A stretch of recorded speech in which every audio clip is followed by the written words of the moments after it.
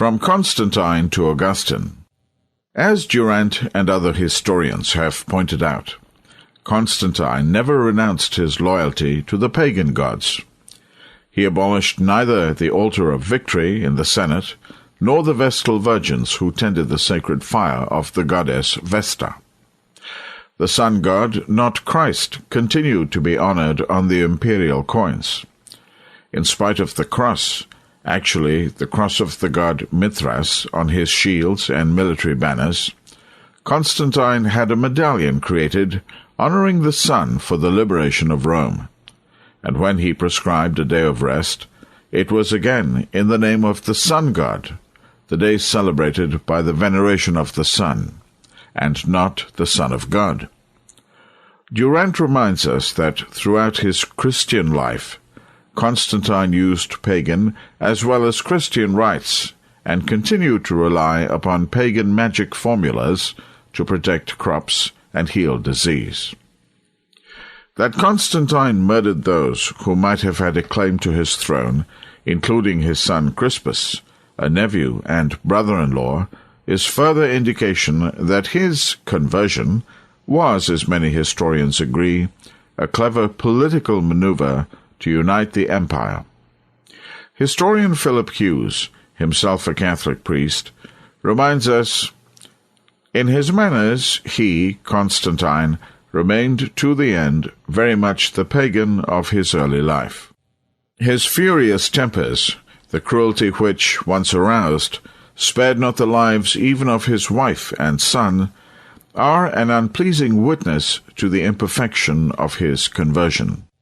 It was not long after the New Tolerance that Constantine found himself faced with a problem he had never anticipated: division within the Christian Church to which he had given freedom.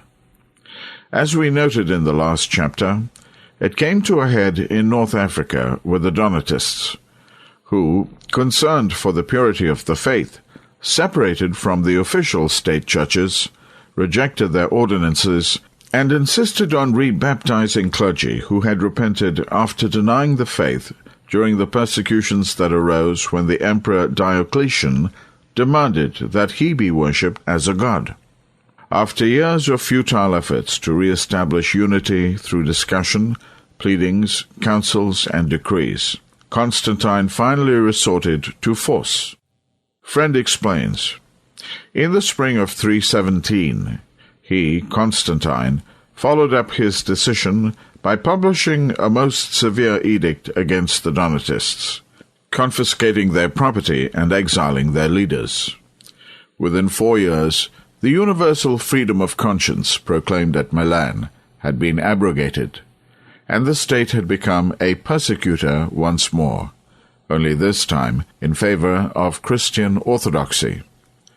The Donatists neither understood nor cared about Constantine's conversion. For them it was a case of the devil insisting that Christ was a lover of unity.